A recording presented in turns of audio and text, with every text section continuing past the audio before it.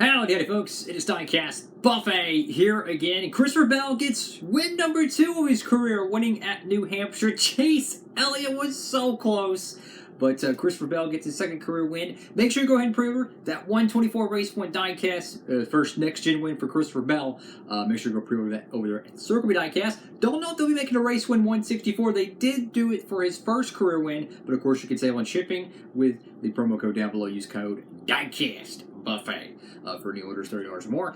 And yeah, next-gen cars are really, really close, so make sure to get those pre-ordered. And let's talk about the New Hampshire race.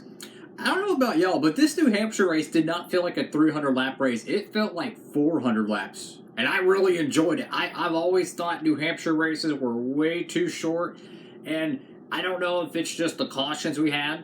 I don't know if it's just the late start time created some illusion and it made the race feel a lot longer, or perhaps the next-gen cars are just slower. I heard that the qualifying speed was one of the slowest ever in New Hampshire Motor Speedway history, so regardless, it made the race feel longer, which I'm a huge fan of. I love endurance races. I've always felt New Hampshire was way too short, especially only having one race a year. You figured they would make it a little bit longer, but regardless, the quality of racing was actually pretty good. If you exclude the 19 car, who was the guy I picked to win this thing, if you exclude the 19 car, second to 36th, the racing was actually very competitive. I mean, there was nobody just clean cut, couldn't pass, couldn't do anything, minus the 19 car. That guy was, once he was out front, he was easily the best car in show, and they threw it away, taking the 2 tires. I mean, it's like every time the 19 car gets a position to win, they either have a horrible pit stop, they get crashed, or in this case, they threw it away. And the thing is, if Chase Elliott would have won this race, no harm, no foul to the Truex camp. But now that his teammate won, Christopher Bell, Truex is now on the cut line. So if insert generic, let's say Cole Custer somehow wins a rain-shortened race at Pocono, Truex is out of the playoffs. And then you have Ryan Blaney left on the bubble. Even though he's competing for the regular season points championship, if we go to Daytona, Stenhouse wins. Blaney's out. So that's the thing. It's incredible how close it's going to be on the cut line there. And for Truex, they should have won this race. Even though they were just absolutely destroying the field, led, I don't even know how many laps, guys. Probably 130 at least. They threw it away at the end. They really should have won this race. That was my pick to win it. I expected Toyota to dominate. They pretty much dominated. Even the 2311 cars were absolutely incredible. All the Toyotas, they were super, super fast. And Hendrick Motorsports, again, close but no cigar here at New Hampshire. I think the last time they've actually won at Loudon was 2014 or 2015 with Casey King. Could be wrong on that one, but that's the last time I remember Hendrick Motorsports winning at Loudon. But I will compare this, this race to the other flat tracks of the Gen 7 era. And if I had to compare Gateway or Phoenix or Richmond to this, it's certainly better than Gateway, certainly better in Richmond, and in my opinion, certainly better in Phoenix. So out of all the flat tracks, so to speak, that I could think of, Martinsville I kind of put in its own box because it's a true short track, even though it's flat as a board.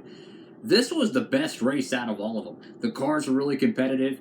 I don't think they added any track resin or traction compound to the racetrack, so it was just, for the most part, the original track surface that really, shook things up. But regardless, the racing quality was surprisingly good.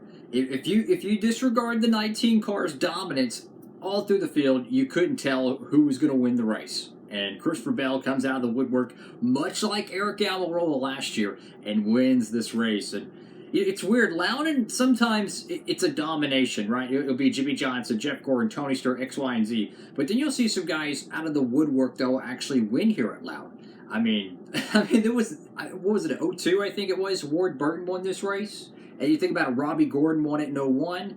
I know Boyer and Newman have won it a time or two, and in those years they were kind of, mid-pack drivers. They weren't always legitimate championship favorites. So Loudon kind of has an interesting history. Sometimes you'll see domination, and sometimes the Eric Almirolas, the Christopher Bells as of right now, will sometimes creep through and win here. But nonetheless, it was actually a very entertaining race. Even though I wish Chase would have won it, that would have been his 4th win of the year, and it would have been a very, very big win for the Hendrick Motorsports camp, because it seems like Richmond, And now, of course, Loudon just really dominated by the Toyota camp, even though Bowman won at Richmond last year. But moving forward, though, we're going to Pocono. Shame it's the only Pocono race this season because Pocono in the late Gen 6 era, terrible. I mean, let's just be honest here, guys. But I feel like Pocono with the Gen 7, it's going to be incredible. I feel like it's going to be very similar to how Fontana was. Think about it. The last time we raced at a 2-mile super speedway was Fontana, and some said it's the best race all year long. Best race. And I think if you look at Pocono and Michigan, I think it's going to be very similar, guys. You know, a lot of people say Pocono is one of the most boring tracks on the schedule, just like Michigan. Not with next gen, guys. The way these cars race, the way the tire failures are, it's going to create enough cautions, enough parity to create some strategy, and I think it's going to be an incredible show. I've been looking forward to Pocono all year long. You got the trucks racing there. You got Xfinity. I think the ARCA cars are going to be racing there. It's going to be a lot of fun. And then they have 2 IndyCar races, right? You have the doubleheader at Iowa, and then you have the SRX finale, where I think Ryan Blaney's going to be racing to that. So there's just so much racing next weekend. But hey, I think Pocono's going to be a great show. Hopefully we have some good weather. And yeah, it's going to be a lot of fun, guys. What did y'all think about Loudon? Make sure to comment down below. I just feel like Truex threw it away, guys. He had the car, and it would have been the most, like, I don't know, it would have been really hilarious if Truex wins in Kyle Busch's paint scheme, which is the Interstate Batteries car. It's identical besides the number, right? If he wins in Kyle Busch's paint scheme, that is just really, that'd have been really funny. It's a great looking race car, don't get me wrong, but ugh, for the Truex fans, guys, throw it away there. There was some controversy, though, between Austin Dillon and Brad Keselowski. Not really sure what went on there. That was pretty interesting, though.